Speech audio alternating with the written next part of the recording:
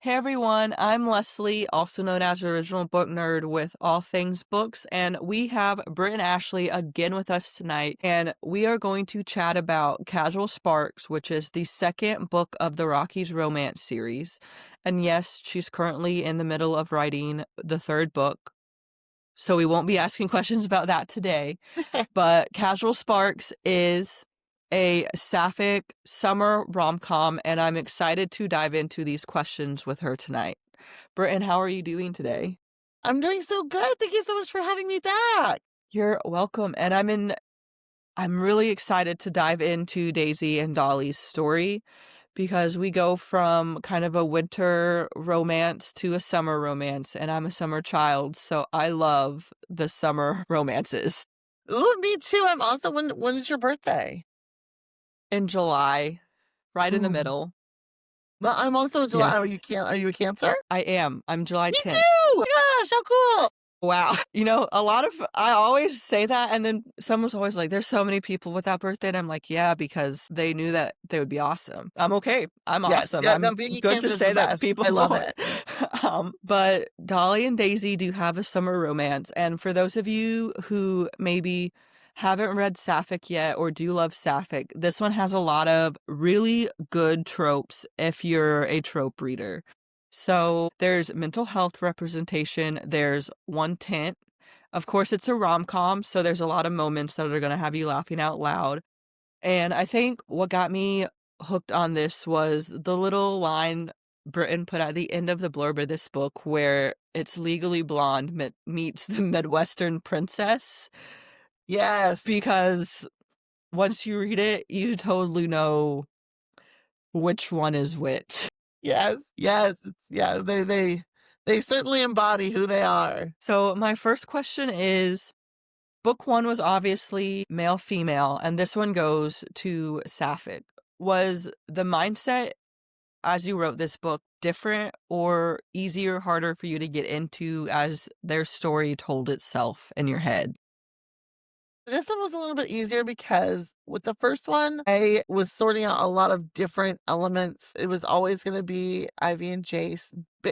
Ivy is bisexual, but we don't see that on page. With Dolly, I always knew Dolly and Daisy were queer. I always knew they were going. I mean, so that was easy because I always knew there was going to be both of them and how that was going to go. The only thing that's difficult for me is just making sure that my readers know which her I'm talking about. And I've done a lot of reading of other Sapphic authors, just making sure that everybody knows. And then I put their names so close together. That was also like so many D's. There were D's everywhere, and yet no D's to be found. But um, that was just the harder parts were not necessarily the Sapphic parts, but just making sure that I kept up with who was doing what and where. The first book was a winter romance, and this one is summer. What aspects of writing a summer romance where there's forced proximity and really hot chemistry was some of the most fun parts, the parts that you were just like, oh my God, they're going to go feral over this?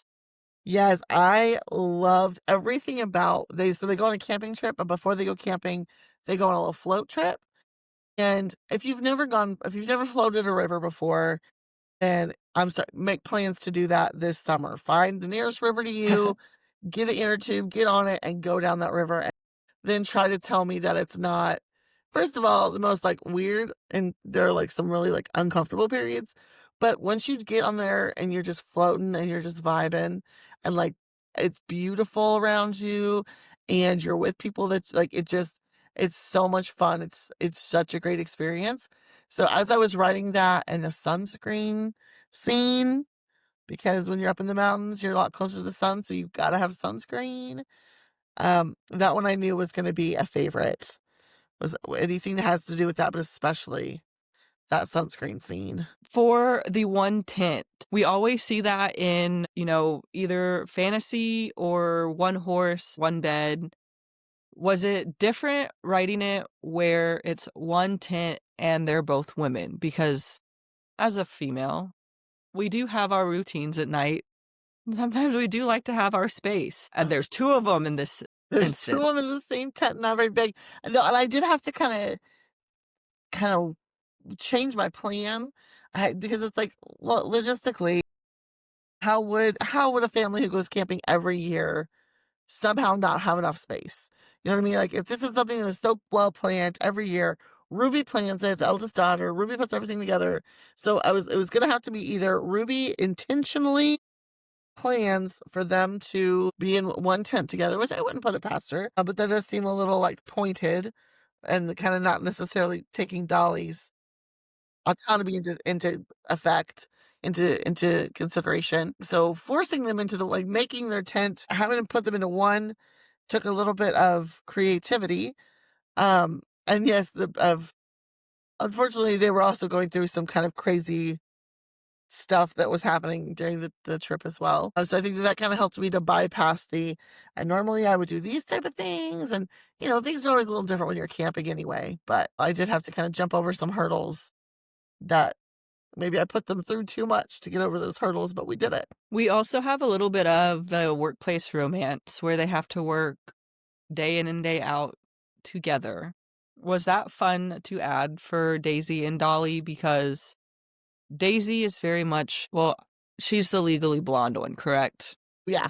Oh, for sure. Okay, Yes. good. I was like, I thought she was. I'm like 99% sure. But was it fun for you to include that kind of workplace tension and the questions that arise when Daisy has to think, what's going to happen if I give in? Yeah. So with Daisy, from day one, when I started writing Covered in You, I knew who Daisy was. Daisy has always been very true to herself, very grounded in who she is, and knowing who she is. And so writing this girl who baffles her, who flabbergasts, like just like her flabs are gasted. She can't hardly speak. And Daisy is like a very, I mean, you don't want to get in an argument with Daisy because you're gonna lose, no matter what. And then Dolly comes in and she's like, I've never been so bowled over. I've never been speechless. Nobody has ever made me feel this way before. I'm going to screw this up if I'm not careful. And kind of having that fear, um, that she's also never, I mean, she's felt fear before, but not in this way, not in a way that makes like she's unsure of herself. And that really was fun to write because, we all know somebody who's really, I don't want to say that Dolly is full of herself or Daisy's, see, I even do it now when I'm talking about them. I say their names flip flop. Daisy is, it's not that she's full of herself, but she knows who she is. And sometimes it's nice to see those people who are just really sure of themselves and really um sassy and kind of to see them flustered. And maybe other people don't get as much thrill of that, as much thrill from that as I do, but, I thought it was fun to see somebody who always has something to say, all of a sudden not be able to speak.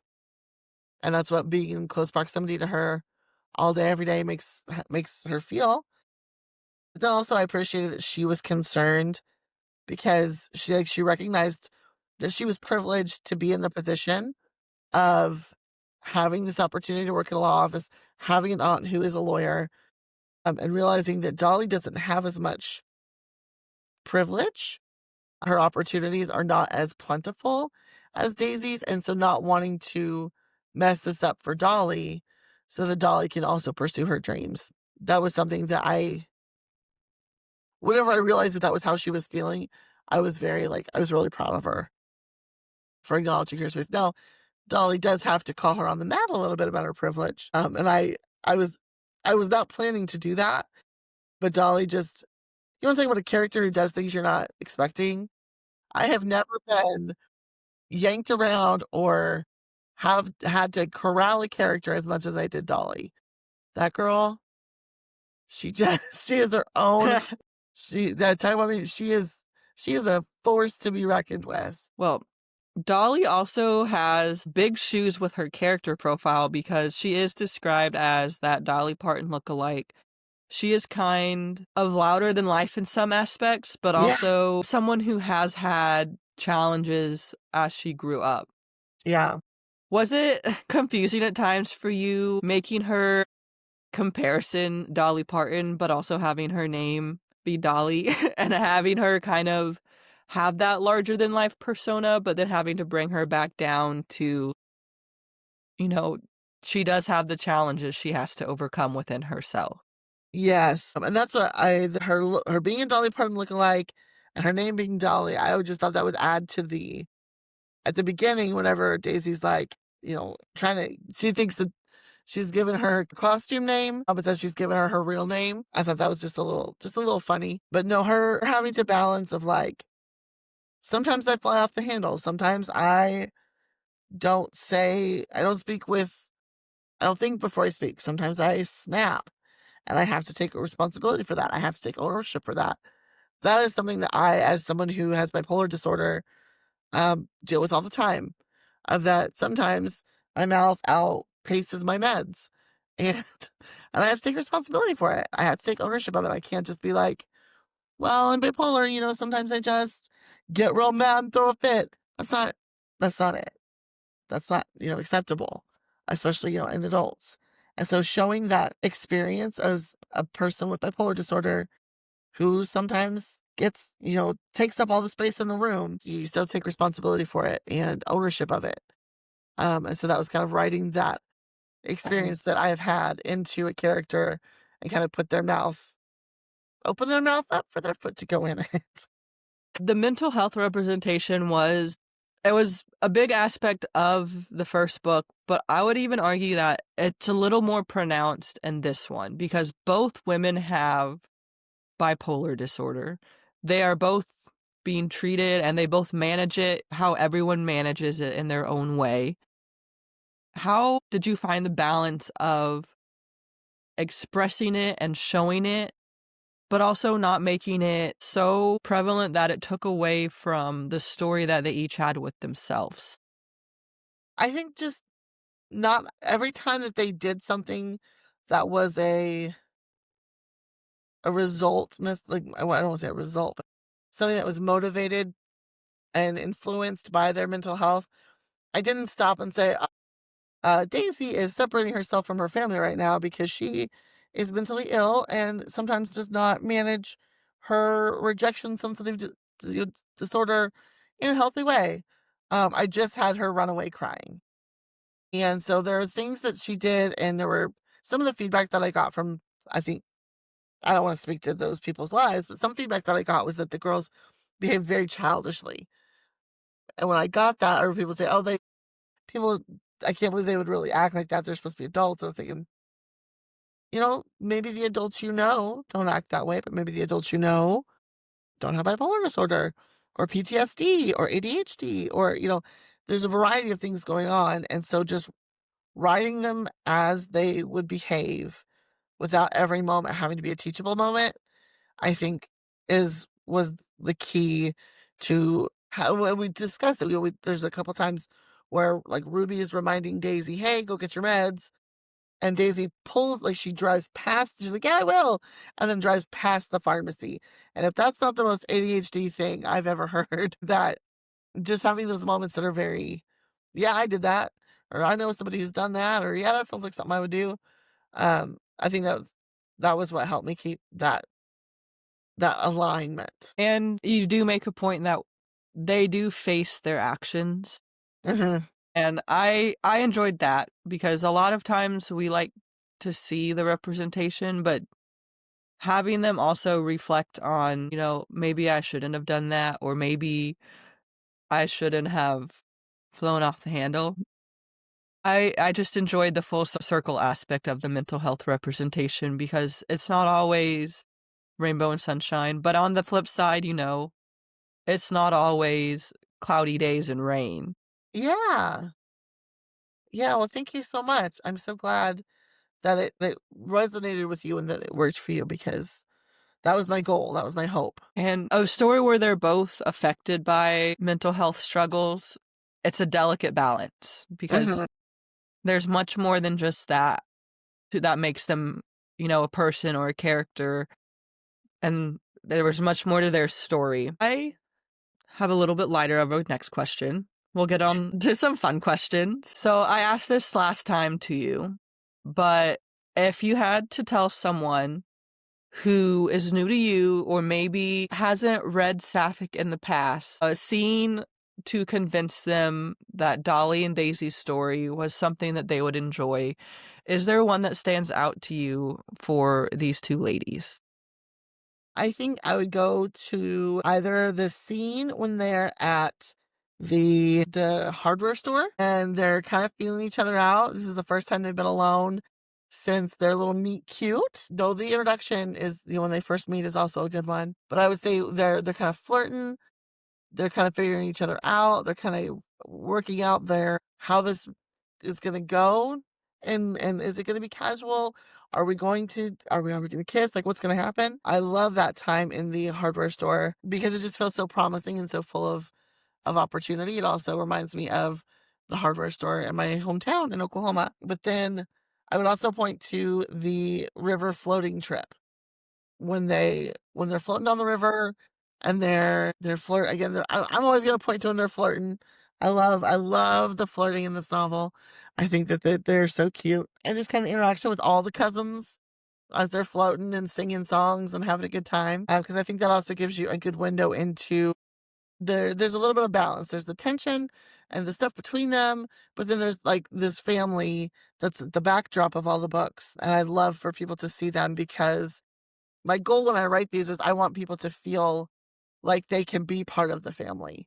Like it's I want people when you read this, I want you to know that if you showed up at their house on Thanksgiving, like you'd be welcome in. You're gonna be one of us, whether you like it or not. So that's probably where I'd point them for that. The meet cute in this book is kind of a accidental meet cute turns workplace romance. Was that always how you planned for their story to start? Yes. I always knew they were going to be like a Cinderella situation where they were going to meet and they were going to hook up, and then through the magic of the romance landia, they were going to wind up being side by side and being in a close space. I wasn't sure exactly if it was going to be in school or if it was going to be in the workplace, but that's just kind of how it shook out. Whenever I sat down with Dolly to figure out some of her backstory, where she had been, and what her tie in with all of this was, not to give anything away, but why this specific place and opportunity is so important for her. That is what made it shift from college to this law office. My next set of questions, I do have a little bit more of the rapid response questions that we ended Yeah. last time on. So I have a few that we're gonna play the game where I'm gonna give you a scenario and you'll say what character is likely to be. So my first one, they realize they have one tent, but a character wants to steal a tent from another person in the book. Who would do it? Daisy. Now, on the flip side, they're packing and they realize they are short one tent. Which character would be more likely not to mention it because they know they would be forced to share? Daisy. Yeah, I think Dolly would be like, "Oh, hey, we're short something." And Daisy's just like, "Oh, we'll just see what happens. I don't know." Which character would be more likely to call out another family member for inserting their nose in their business? A family member, definitely Daisy, but like a random stranger, Dolly. Which character would more likely be the type to run from their past rather than face it? Oh, that one is Dolly. Because there's just so much, and it's just easier not to look at it. And the last character one is which character had the friend or support structure that you would be like, I wish I had that, you know, Yeah. when I was at that point in my life? Yeah, I would say Daisy has the most support, but whether or not she utilizes it because, they're her sisters and she's the baby. She doesn't want to be told what to do. She's got her aunt. Daisy's really well supported, and that's actually something that I struggled with because I was like, I need to get more support for Dolly.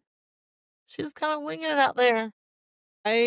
Actually, what I was about to say goes into my next question. I asked you this last time, but for Daisy and Dolly, is there a side character that you just felt brings their story to another level, having that character be like, "Oh snap, something's about to happen." Yeah, the villain from the first book, I know there were multiple villains to choose from, but there's a particular character from the first book who comes up again in the second book, that we were not expecting at all. He's the one who kind of pulls out from Dolly her background, and touches on some of the sensitive topics for her, and then when he shows up physically, he kind of pushes them together, to go through kind of through a shared trauma, but also through like, we're gonna fight this together.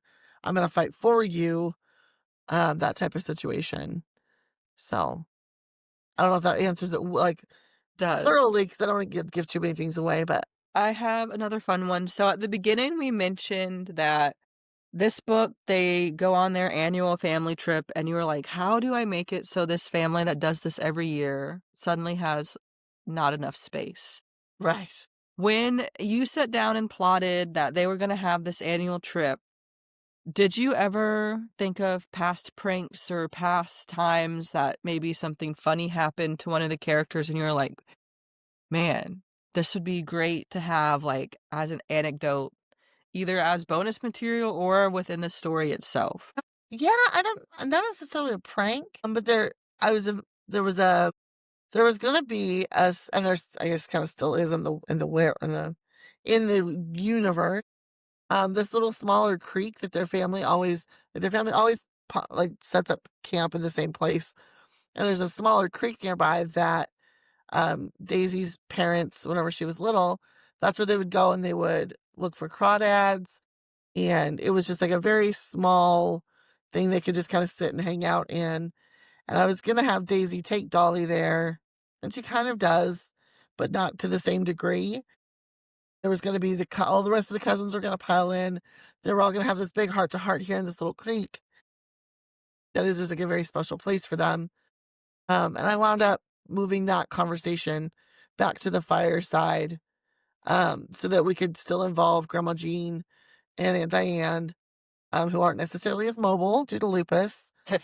We would didn't as I say, it didn't really seem fair to make Aunt Diane like go on a little hike. That's not really kindness to her. There was a time Cameron is Daisy's. They're both the baby, and so I was gonna have him be a lot more sassy, do a lot more teasing than he wound up being more of a protector role that I didn't see coming for him. But he was gonna be my little jokester, but he had another job to do. My last question before we sign out is, was there a line from this book between one of the characters that just spoke to you and just when you think about this book, it's what you think of and the scene that they said it in? Oh, that's such a good question, and I should have been prepared for that after the way I was not at all ready last time either. Let me think. There's one that Mike so there's kind of a scene where it's not necessarily between the characters, it's to the characters, and it's kind of also what I would say to every female woman identifying person after they've been in a threatening situation and they're freaking out. And Mike says, "I'm sorry about what happened. I'm sorry men like that exist in the world. I want better for you. I want you to be able to live your lives without making accommodations to stay safe. I never wanted that for any of you girls." For me, I wrote Mike, Ivy's dad. He's, kind of the patriarch of the family, but I wanted to write him in such a way that if you didn't have a nice dad, or if you didn't have a dad, or if you didn't have a nice uncle, you would have Mike. That Mike is what we would all kind of hope for. He's thoughtful, he speaks, he's careful with his words, but when he speaks, he means what he says, and that he's just a good guy. He's a good dad, but he's a good dad to everybody he meets. And so when I put that in there with him, I put those words in his mouth. It's not just it's my hope and also his hope that we can all live our lives in safety. So it was probably a lot heavier the way you were expecting. I could have picked a Florida line, sorry. It's all good. The last question before we go. So this is the second book. Can you give us any teasers or hints for what to expect in the next book in the Rocky Romance series? Yes, I can. So I have been sworn to secrecy to not reveal like the title yet or any dates yet because my editor is like, could you just slow down for a minute? You have to write the book first. But it is a sapphic, non-binary romance with traveling nurses. There's a lot of ode to bookstores. Um, and we're gonna see the Tucker family again. It's a slow burn. There's some playlists. I always include a playlist. I've included a playlist with the first 2 books. This one's gonna have a couple playlists because it is a road trip novel, which I love a good you talk about forced proximity, you're in a car for 14 hours, like, you didn't get more proximity than that. And then we've got some, ADHD, some undiagnosed autism, I was like, I could just because I'm still in the process of writing it, so it's still very fresh, and I'm like, "They just kissed." Like, I just wrote the first kiss scene, and I'm really proud of it. I'm really just, like, giggly with them. So those are the details I can give you for now. I'm hoping to have the first draft done by January 1st, but that's the goal. We'll see what happens. Thank you for that little tease, and thank you again for joining me for a second episode, and I can't wait to read the 3rd book.